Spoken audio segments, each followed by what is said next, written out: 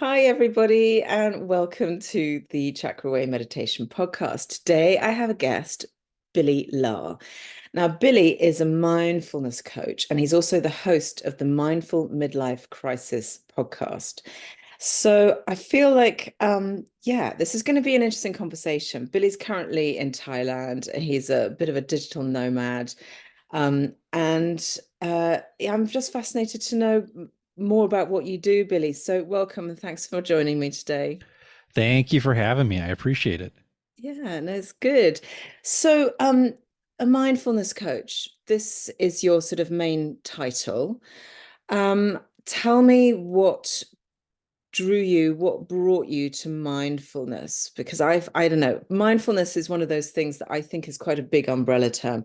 I certainly feel like it takes in meditation and a lot of work that I do as well, but I don't label it as such.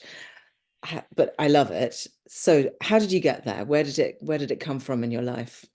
Yeah, I started practicing mindfulness because I was struggling with anxiety and depression, and that was manifesting into suicidal ideation. So I thought, I need some help. I mean, it's Mm. very clear that I need some help here. So this was 2013, so a little over 10 years ago. And I went to see a therapist, and her name is Mindy Bendixson. I always say Mindy Bendixson's name anytime I talk about how I learned about mindfulness, because, in my opinion, not only has mindfulness changed my life, but it most likely saved it as well. And I owe a great deal of gratitude to Mindy for introducing me to this mindfulness practice.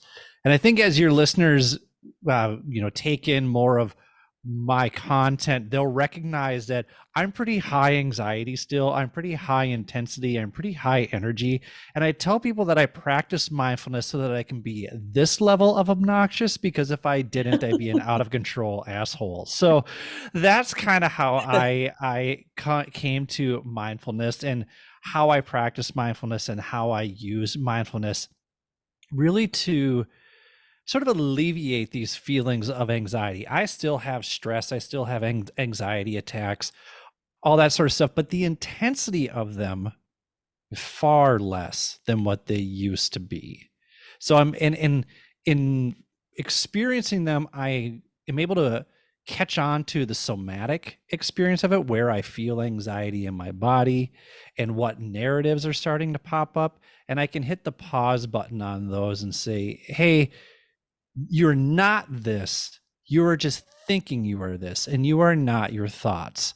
So, where is this really coming from? So that it doesn't manifest into some sort of reality that you are this and that you are incapable of this. Really, you are just feeling this. And that is normal, and that is okay to feel all of the feelings. There's nothing wrong with it. I always get tired of when people say live life with no regrets. No, have regrets. I regret is normal. You should have regret. It's just a matter of how long do you linger in that regret? Are you able to use regret as a way to reflect, learn, and grow? And that goes for all emotions. Same with anger, same with joy. We can use all of them. But if we are not tapping into the entirety of the emotional experience, Yeah. then what tends to happen is that we see an emotion as negative, and then we start to push it away. Mm. And that emotion is much stronger than what we are. And then it just pushes its way back in, back in, back in, or it lurks in the background and then pounces on you like some predator. And you realize that, oh, this is now hitting me in a moment when I didn't want it to hit me, when you had the opportunity to be present and aware of when it was there. And and and not necessarily deal with it, but just sit with it, right? To sit with it, to welcome it in for tea, as I like to say. We welcome our emotions in for tea. For people who are from the States and they watch the old TV show Cheers, every time Norm walked into the bar, everybody yelled, Norm, and they welcomed him, right? So that's what we do with our emotions, is that we welcome them in regardless of what, how they are making us feel. Mm. And for me, in doing that, that I'm able then to sort of navigate the complexities and yet the possibilities of what those emotions are trying to communicate to me. Yeah. It's so clear what you're saying is this beautiful self-awareness, having and finding a level of self-awareness where you can observe what your thoughts are doing to you.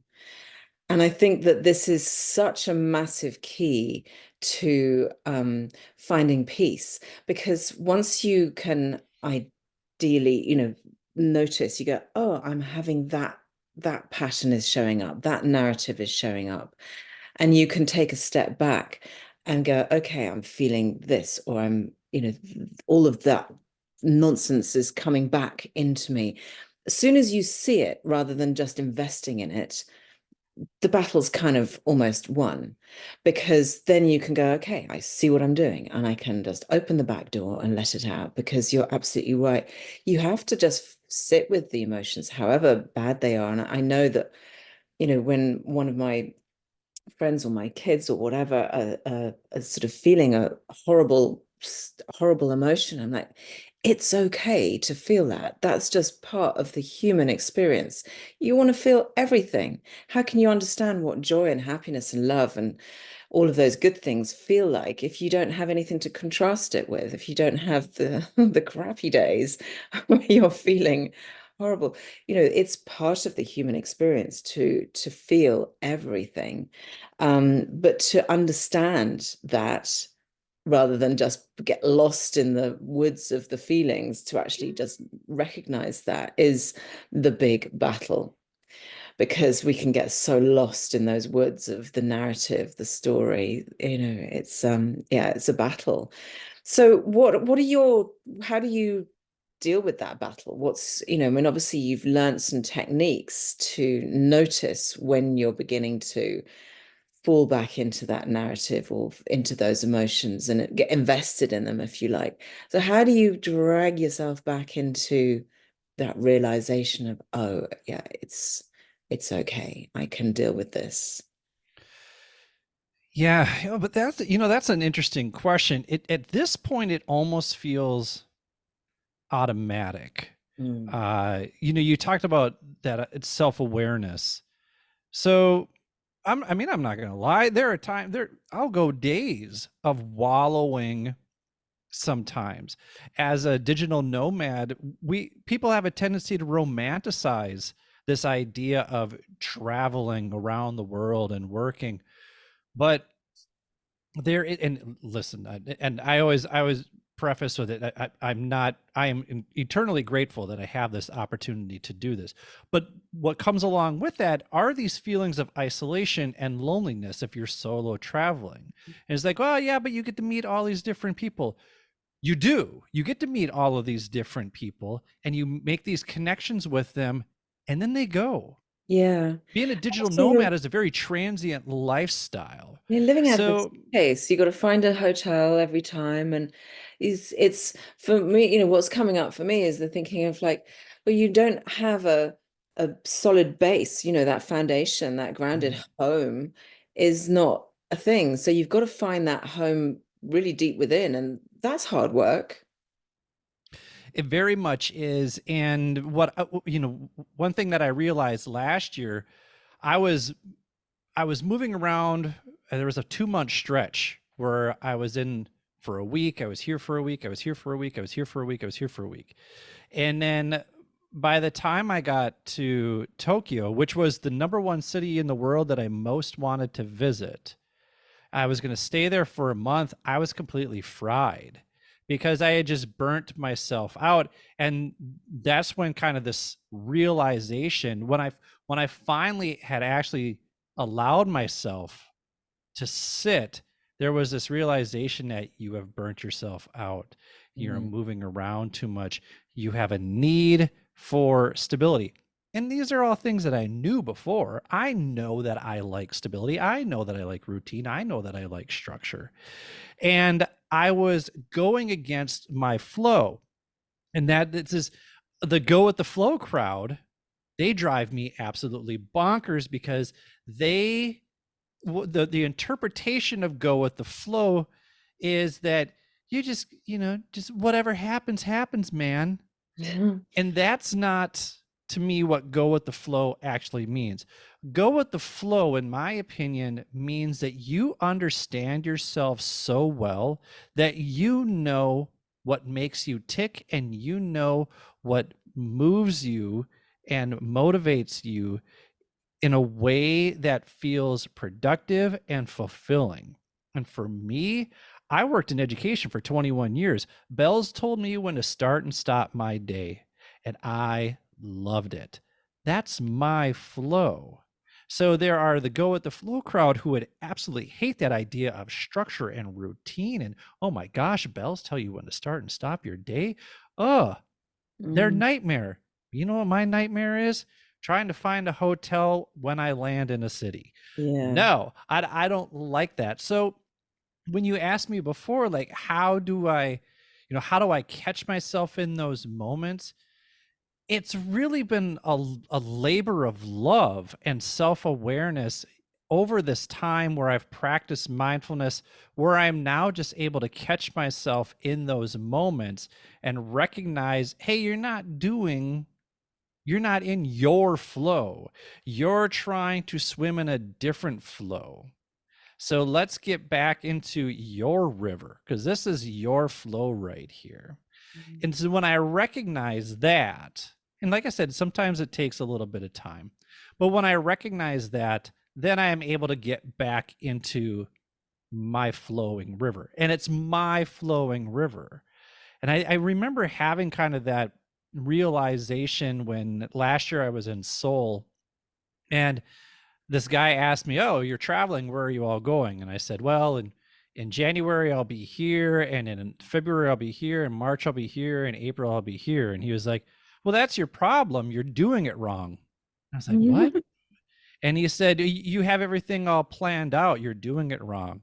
Ah, And it took so much self-restraint not to want to punch him in the mouth, because it's like, no, this is my journey. go This is, away. how Yeah. dare you critique my journey, my flow. Is Mm, and I say that to go with the flow people, because like, listen, if you want to go with the flow and you wake up the next day and you're like, you know what, I feel like going to the city, or that, more power to you. But don't diss my flow of wanting to know where I'm going to be a week or two from now. yeah. Because in my opinion, it's, if I want to be somewhere for 2, 3 weeks and then plan to go to another place, I'm not robbing myself of an experience at all. For me, I know that if I am somewhere for 3 to 5 days, it's just in my nature to pack too much in those 3 to 5 days. I'm going to want to see and do it all, because I'll never know when I get back. So now I've decided to slow travel. Wherever I go, I'm going to be there for at least a month, because there are things that I'm going to want to do professionally and things that I'm going to want to do personally. So I'm going to take my time. And because I'm in this amazing situation now where the fruits of my labor have paid off to where I can do this for now. I'm going to take advantage of it in that way and live it and be in my flow. Yeah. And that has taken, and it still takes, intentional uh, uh, uh, it takes an intentionality around understanding what makes me tick. Mm, And I think that I believe that self-awareness is one of my superpowers, almost to a detriment, because sometimes that does get me into the spiral of that tornado of negativity a little bit. But then that self-awareness kicks in and pulls me back out of it too. So a very long roundabout answer to your initial question there, but we no, made it. no, it's a good answer, and it's really interesting because it's very personal as well, which, you know, it people will be able to obviously to relate to that. And it's I'm just drawn back to what you said about going with the flow, because for me, when I'm looking at in the chakra work, going with the flow is very much sacral energy. It's that sort of uh watery creative thing of going with the flow. And when I am reading somebody or talking to somebody about, whether they're able to go with the flow, for me it's more about not being resistant. I totally get you about the go with the flow, dude. Just wake up and go where the wind blows you. Like, yes, that works for some people, not for others. I'm the same. Like, it would stress me out hugely if I was to arrive in a city. I had 3 days and I didn't know where I was staying. And like, there's no joy in that. If you know where you're staying and you know you've got time to relax and enjoy the culture. So I'm with you. But it's an interesting take on that term, go with the flow, because I'm thinking like if you can go with the flow, then you're taking the resistance out of your life somewhat, and not being blown about by the wind, but just being kind of, when a difficult or new situation comes up, you don't just go, oh no, I can't resist, oh no, too scary, and you put up your barriers. Having the barriers down so you can go, okay, so I'm flexible, I can kind of work my way with this, I can do whatever I need to do.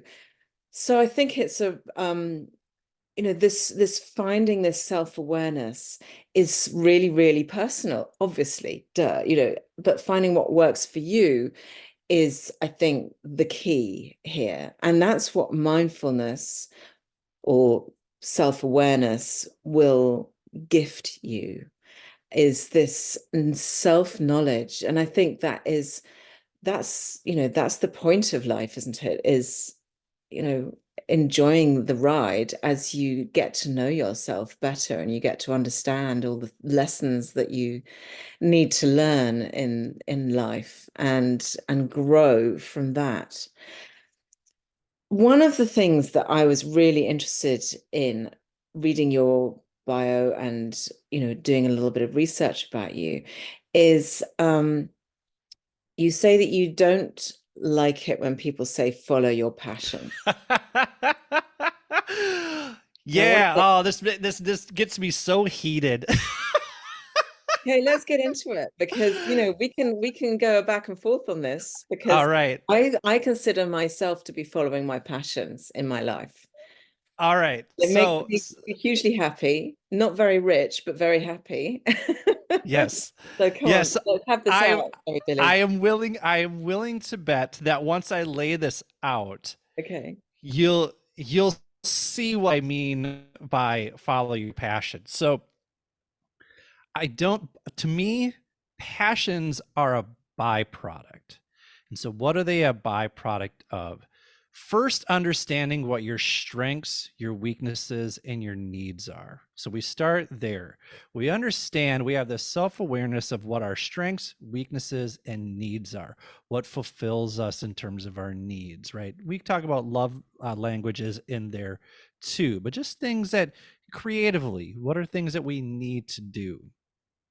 And then, secondly, passions are a byproduct of our curiosities and our exploration of those curiosities. What is it that we want to learn more about? We understand what those curiosities are, and we dig a little bit deeper, and we spend time with those curiosities. But then, how do we nurture those curiosities? Well, we nurture them with our community, with our crew. We find people who have those same interests, those same curiosities, and in turn, they fuel a deeper curiosity. They fuel maybe even healthy competition to where we want to build into that. So then that leads us to purpose. So when we understand our strengths, weaknesses, opportunities, threats, when we understand our curiosities and we explore those, and then we find our community, that leads us to our purpose. Then, how do we turn purpose into passion? We take purpose and we multiply it by consistency, discipline, patience, and self compassion. That is passion. So when I think about this idea of follow your passions, I think the word passion gets conflated with hobbies. What am I interested in right now? And what I have found is that people who follow their passions, they generally burn out very quickly when it comes to that. So for me, if it comes to passions, that's a byproduct. You don't know what your passions are unless you actually take a deep dive into what your strengths are and really understanding that, exploring your curiosities and finding a community. But then that's just purpose. What turns it into passion? That commitment to consistency, discipline, patience, and self-compassion.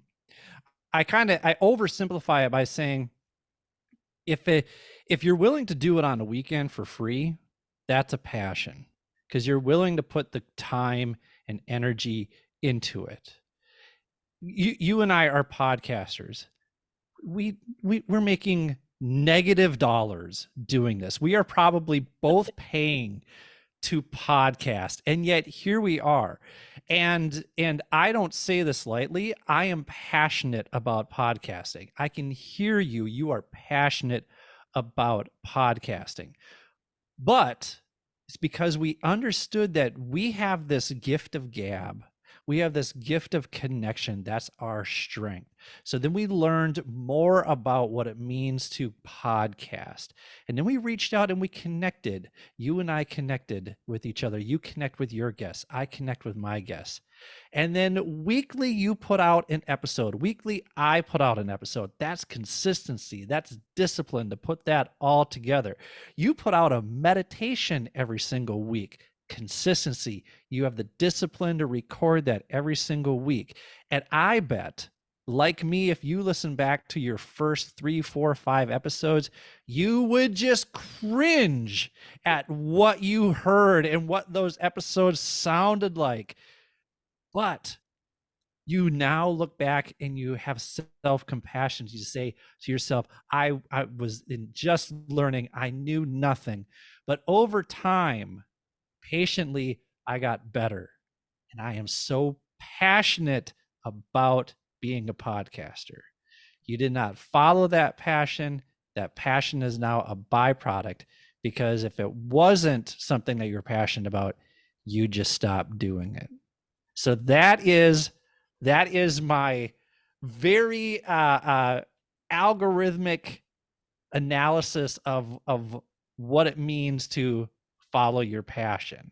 Yeah, no, I stand you, Billy. I agree with you on all of that. As you were describing, and you're right. I mean, I feel like I'm following my purpose, my passion, but it is really my purpose. So, yeah, I'm with you on that. So, following your passion is just like if you like to cook, you're going to open a restaurant. Holy shit, that's terrifying. Yeah. Yes, what a great example. What a great example. Because that's where we conflate passion with hobby. No, I'm interested in cooking. I like to cook. Well, here's the thing. If you like to cook, then cook. But if you Yeah. want to turn it into a passion, you're probably going to learn the ins and outs of cooking. And I think another thing too that too often the follow your passion crowd, they insinuate that follow your passion means that you have to turn your passion into a profession, and you Mm, absolutely don't. mm, You can be passionate about cooking and just cook for you and your family and your friends and not monetize it whatsoever. You can be passionate about playing the instrument of your choice and never ever turn and never become a paid musician. It's just something that you do every single weekend. It's something that lights you up. And mm, if you are able to monetize it, more power to you.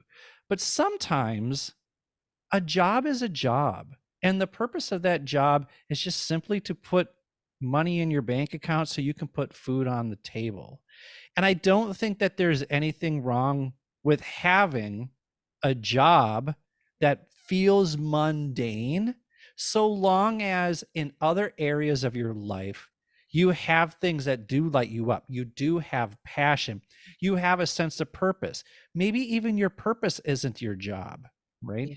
But you have a sense of purpose and you do something that really lights you up outside of that. Yeah. So it's okay for a job to be a job that just pays you. Yeah. And I rail against this idea of the work-life balance too, Mm. because work is a part of life. Yeah. So it's a life balance. We're Mm. not saying that work is 50% of your life and you're supposed to jam in all the rest of life in the other 50% of it. Now you look at it as a piece of pie, work might be a big chunk of it. But if it becomes too big of a chunk, then to me, I think you lose a sense of identity. It's why I never, ever, ever ask people, what do you do for a living? What do you do for work? Two reasons. One, like I said, they over identify with it. Having been in South Korea for a long time, titles are really important. Mm. And I recognize that they get caught up in not just South Koreans, but everybody gets caught up in their title Yeah. and what they are. Yeah, they The do. other and the other reason I never ask that is it's easily the most boring aspect of who they are as an individual. I mean, it was always easy for me when I taught English because people say, "What do you do for a living?" I'm an English teacher. Everybody had one of me. Everybody knows what I do. Yeah. But when you ask people now, like, what do you do for a living? And I mean, it's a very difficult, convoluted answer. And it really is just, it's like data analysis, whatever. It's not interesting. But tell me something about, where did you grow up? Tell me a little bit about that town. What were some of your most memorable childhood experiences? Those are, and you work your way up to those. You may not lead into that, but you're able to get to know someone on a deeper level and make a stronger connection and be more memorable because they're like, oh, you asked really good questions, and they too in return are also memorable to you. I'm Yeah. not going to remember a data analysis, but I am going to remember someone who has a story. But Yeah. how we ask questions, that's really a skill that is important for us to learn so that we can be more connected. And in connecting, we understand, and through understanding, we become more empathetic. Mm. Yeah, I mean, that's certainly something that I can identify with in terms of, we were just talking about being podcasters, and, I don't want to get all too meta, but I find that in doing these interviews, in talking to people about their stories and their lives, that has been so much, that has given me so much knowledge and I don't know, understanding of myself in relation to everybody else as well. And people come in with a story, like yourself, you've got a story about your life, and it's fascinating. You obviously were a teacher, and then you just went pew, and decided to become mindfulness coach and travel the world. And this brings me back to my next, the other thing I wanted to ask you about. So your podcast is called The Mindful Midlife Crisis. So let's just focus on this midlife crisis situation, shall we, for a minute? Because I feel like everybody has somewhat of a midlife crisis. Now, I think for women, and I'm 54, so I'm pretty solidly in the midlife. I think I'd like to think that I am. I think a 30-year-old would go, or a 20-year-old go, yeah, you're way past that, mate. But still, um, what I'm trying to get at, I think that most women feel that their midlife crisis kind of revolves around the menopause and this sort of hormonal kind of like war that begins to happen within your body. And for men, excuse me, it's classically, it's around, oh, I'm no longer young and virile, and I'm a bit saggy and a bit grey, and I need to buy myself a car and find a younger woman. Like, it's all that kind of ridiculousness. So what does midlife crisis mean to you, Lahr? Yeah, so really what it comes down to, it does come down to that idea that you're going through these physical changes. you're going through these hormonal changes. Men are going through hormonal changes too.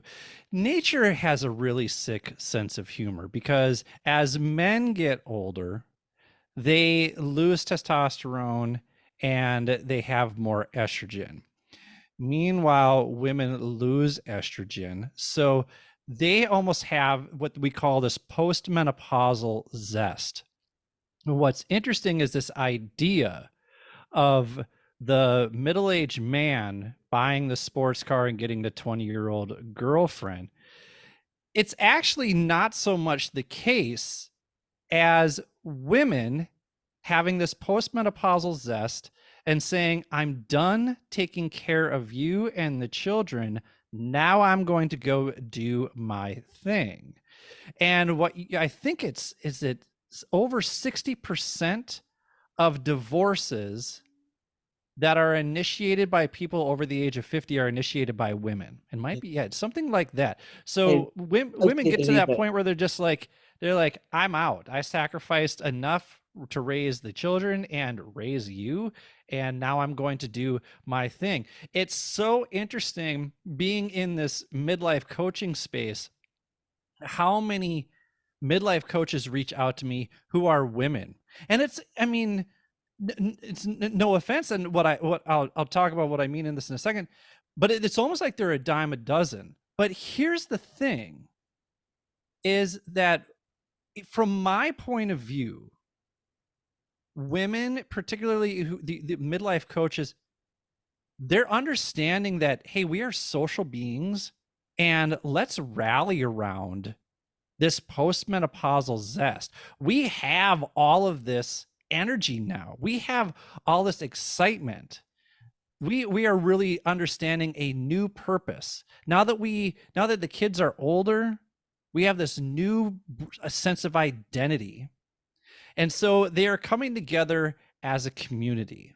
And this is something that I noticed is a huge difference between men and women, is that women are so much better when it comes to being a community, That's true. and men are still very much in competition Mm. with each other. So you don't see a lot of midlife male coaches. It's not the same in a number as I see with women, and that they're really banding together in that way. And what I'm seeing is that a lot of men just feel like, well, I've done it all on my own. I'll just continue to do it all on my own. And as they grow older, they become more and more isolated.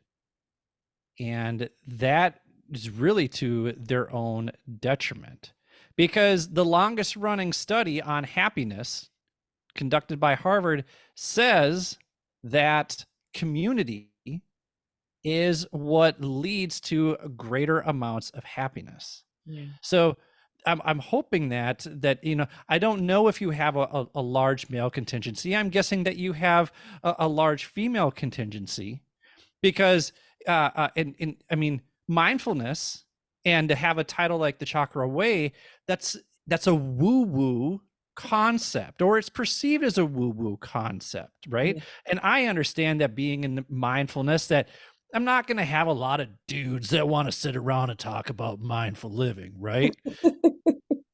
But so I like to bring that back around to, no, there's actually science around this, that when we practice mindfulness, what we're actually doing is we're building up the gray matter in our prefrontal cortex.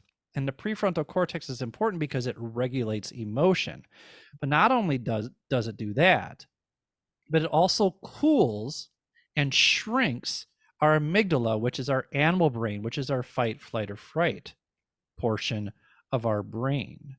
So who doesn't want to be more emotionally regulated? I think that that's really, really important. So to the ladies out there who are listening, share this episode with the men in your life, because it's coming from a dude who was so emotionally immature in his 20s and early 30s. It's hard for me to look back on it and just be like, oh my God, you're so obnoxious, you were the worst. And to now feel really secure in how I navigate my emotions and how I'm able to connect with people. I feel very comfortable in that. Yes, I'm an extrovert, but I'm also one of those extroverts. I'd much rather be in a group of 1,000 people. I like that kind of energy as opposed to 3 people. Right. So there's that piece of it.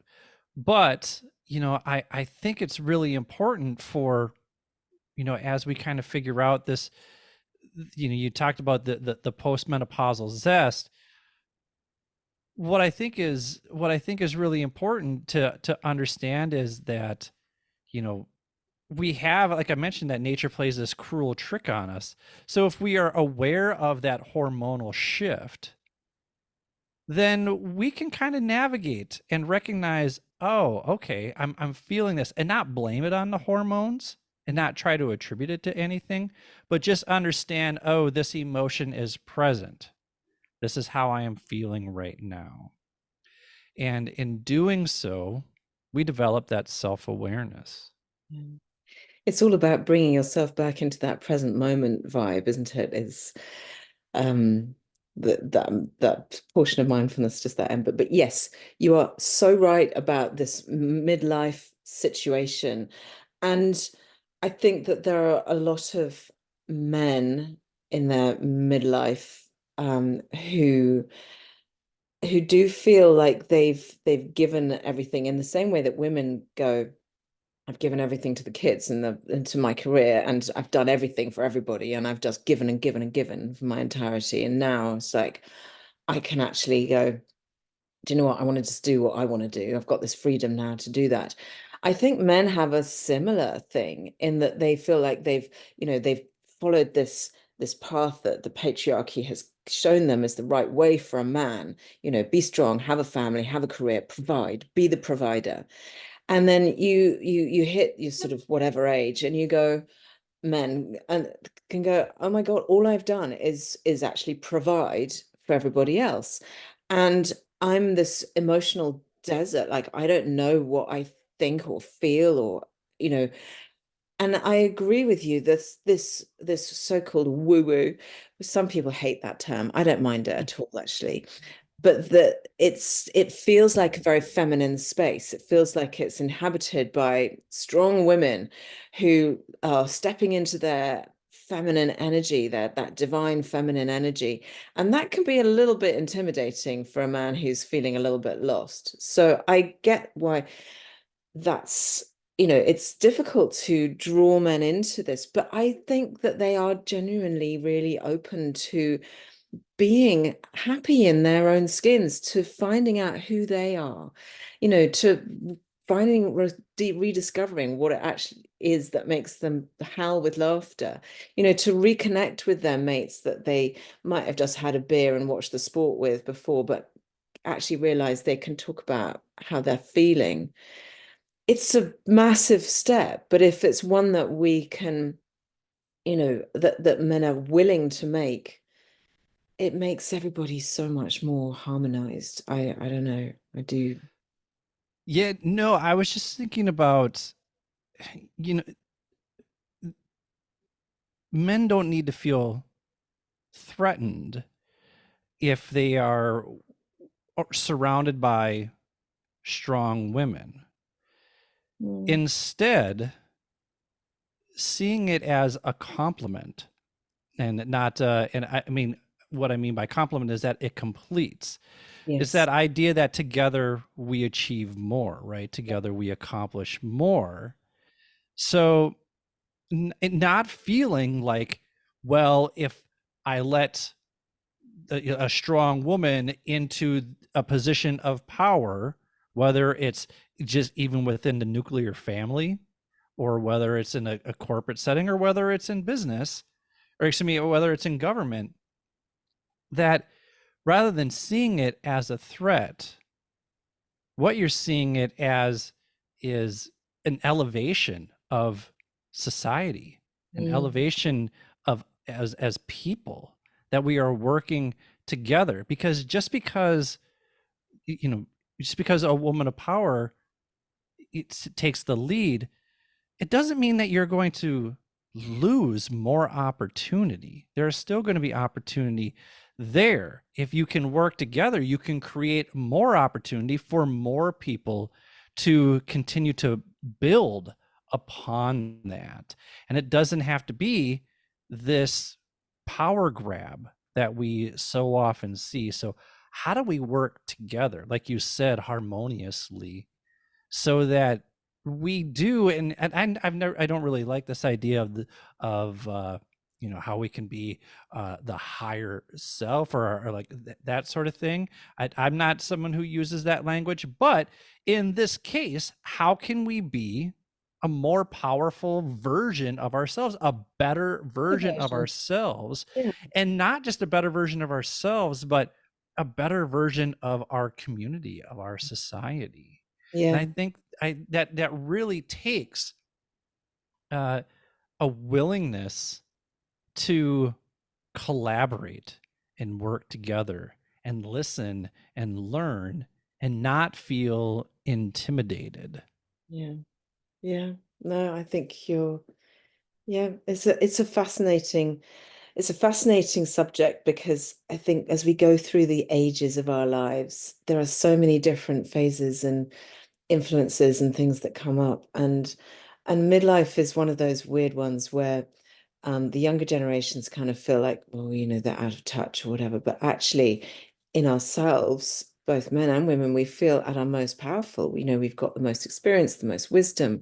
We're like more likely to know ourselves better. There's this sort of coming together of like, oh, I'm finally getting it. I finally actually don't care what that person thinks about what I'm wearing or how thin or fat or grey or whatever I am. Like, I actually don't care because I now realize that shit doesn't actually matter. Um, there's a huge freedom there that is really powerful because it allows you to then step into your purpose, not your passion, but your purpose. Yeah, yeah, and I do like that idea of you mentioned like a younger generation. I remember having a conversation with somebody, and he was maybe about 5-10 years older than me, and he had a real disdain for the younger generation. And he's like, what? And he had lived lives. Like, this dude was very well traveled, very well experienced, Mm. and it just kind of was dismissive that the younger generation had anything to teach him, that he had anything to learn from the younger generation. And I guess my response to that was, that resistance is going to be met with their resistance. Yeah. Yeah. So you absolutely have something to offer. You have stories to tell for days, and I am sitting here with like my hand under my chin, like just eyes wide open, listening to your stories. These are incredible. But that does not come with age. That comes with lived experiences. I think about students who were 14, 15, 16 years old who were in my classroom, who had lived experiences that were far beyond anything that a privileged white kid from middle small town Minnesota could have ever known. So to listen to them tell their stories, I really learned a sense of patience and compassion and empathy and understanding from their situation. And it taught me that, hey, everybody has value. Not everyone is special. You're special to your parents, but everyone has value Yeah. in Yeah. some capacity. And I really think that if we are more open to listening to people of all lived experiences, that we're just a better society as a result. Yeah. No, I totally agree. And I think that, it's that thing when you look back, if like this guy that you're talking about looks back and goes, oh, they've got nothing to offer. Like, does he look back on his 20-year-old self and go, you had nothing to offer? Like, no, you were a kid. It's like criticizing a 5-year-old for throwing jelly across the room. It's like, no, you did that one day. Mm. You did that as well. So we all grow. But listen, Billy. I want to sort of, because we've been chatting for ages now, and I feel like, I've still got like three subjects here that I would love to talk to you about. But anyway, we'll get to those another day, maybe. We But can rapid fire them if you want too. I can be succinct. oh, okay. So in which case I will do that then. In which Okay, case, let's hit so them. first one is the title is People Pleasing. Go. Yeah, dude, as an extrovert, I think I just want to make people like me. Like I'm not gonna lie, like I think that's really a big Don't we piece of all? it. Don't we all want people to like us? Or am I now I'm aware I'm a people pleaser as well. So To the extent that I compromise my own integrity. And so I think that's the piece that I'm working on, and barriers to. So I think it's really crucial that, hey, I do want people to like me. I want to be a likable person. But am I compromising my own integrity? Am I compromising my barriers? mm, And the thing that I learned the most is that I no longer, or I try really hard to no longer extend my time and energy to people who do not reciprocate the same time and energy back into me. okay. So I've had to stop myself from trying to continue on with relationships, whether they're romantic or whether they're professional or what have you. People, if I'm putting a lot of effort into time and energy into keeping a relationship, but it's not being reciprocated, I'm getting more and more comfortable with letting those people go. Mm, okay, good. Next subject.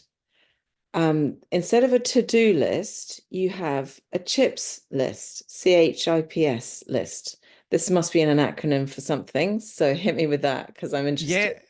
Yeah, so I actually talked about this during my meditate and mingle sessions that I led today. So chips, I do not like to-do lists. To-do lists just keep you busy. There's Yeah, no end to a to-do list. So I created this thing called a chips list. The C stands for complete. What are the 3 to 5 things that you absolutely positively need to complete today? This okay, does not include things like working out or meditating or eating. Those are lifestyles. okay. Those are lifestyle choices. So or lifestyle habits, excuse me. But they are things that need to get done today, cannot wait until tomorrow. You want them done today.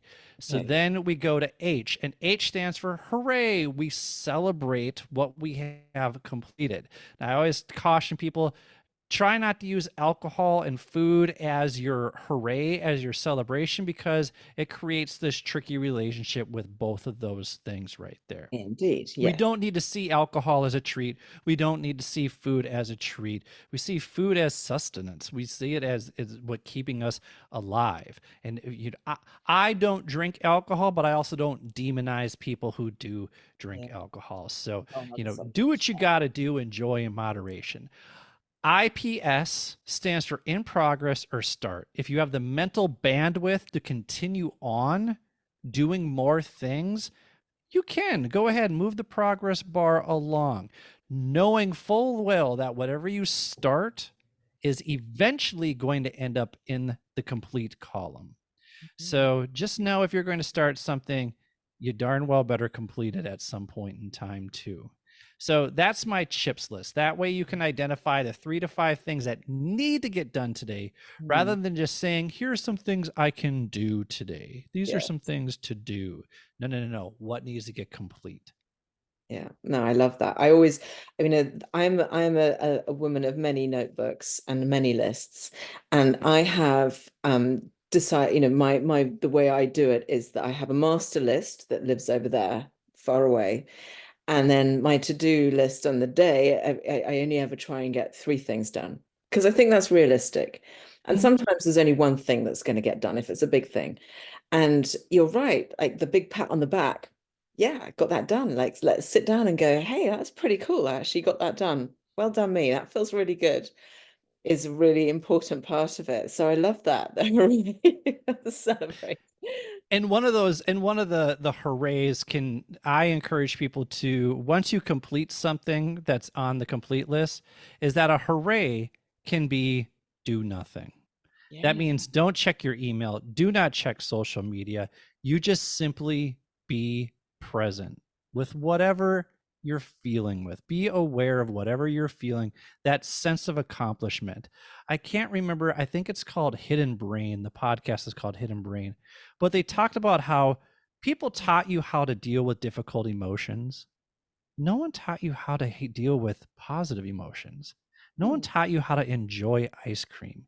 You just wolfed down ice cream and then you liked it.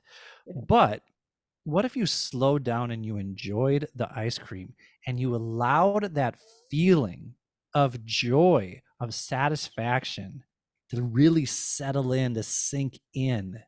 And you Mm, taught yourself what it felt like, what it meant to truly feel joy. really savor it. Yeah. Yeah. Mm. Billy, listen, tell everybody where to find you and most crucially, kind of what you offer, just in a short, like what do you offer and where can people find you? Yeah, so I just launched a brand new website. It's www.billylahr.com. It's Lahr. You can find all of my offerings there. I have online courses that you can check out. You can also go to www.mindfulmidlifecrisis.com. That's where the podcast is. And that's also where you can sign up for my weekly Meditate and Mingle session. So, Meditate and Mingle, it's online meditation, mindfulness practice that we do. We chat for about the first 5-10 minutes, and then we do a guided mindfulness practice. It's not just staring blankly at a computer screen, it's a guided practice. So that way you're not just, it's not just people watching you on Zoom meditate. So that could be a little creepy, but we do a 10 to 15, 20-minute mindfulness practice, and then after that we do a discussion. What came up for you? What did you notice? What was challenging? And then how can we use this moving forward? So we do that. It's every Monday at 8 p.m. Central Time. Now, I know that you are in the UK or in European time. I also offer one that is at 8 p.m. Korean time, which I think is around noon Yeah. in Europe, Right. right around there. It's right around there. So if you are interested in joining that, you can shoot me an email at billy@mindfulmidlifecrisis.com or give me a follow on Instagram, mindful_midlife_crisis. You can find me on LinkedIn too, Billy Lahr. I love knowing who listened to this conversation and found, and even if you're like, hey dummy, I've got something to say about something that you said, I want to set the record straight, No, no, let's email not me, start, tell me, please. I want to know. And not because I want to get into an argument, but because I want to hear your perspective. Yeah. I want to know what I missed, and I actually appreciate that kind of feedback. So please let me know one way or the other whether you love the episode or whether you have some questions. I'd love to hear from love to hear from you. Thank you, Billy. Thank you very much. Now, I don't expect my listeners to be starting beef with you because they're not that kind of folk. These people are cool. They're very nice. So, um, but thank you so much. It's been really fun. It's been really good to chat to you. So thanks so much. Thank Yeah, you. this was a pleasure. Thank you so much for having me on. No problem.